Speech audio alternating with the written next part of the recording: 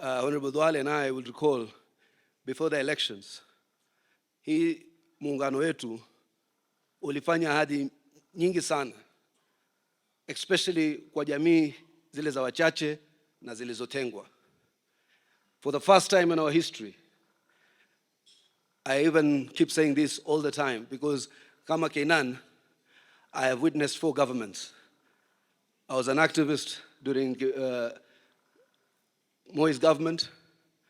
I was a senator partly during Kibaki's government. As a commissioner. I was a senator during Uhuru Kenyatta's government. And I am now Secretary General during William Ruto's government. This undeniably and undoubtedly is the best government the Muslims have had. 1, we have populated the ecosystem of government in all manifestations. Katika ulinzi tuko, katika siasa tuko, katika biashara tuko, katika kila ngazi za serikali na za kisiasa tuko. In fact, I think it is the empowerment of the minorities that has elicited such enormous reaction from those people who are entitled with this shareholding philosophy towards William Ruto's presidency.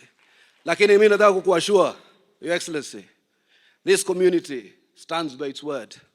Tarehe 7 February, when you gazetted or degazetted any discrimination against Muslims or any minorities or any corner tribes, that was the actual Independence Day for many of us since 1963.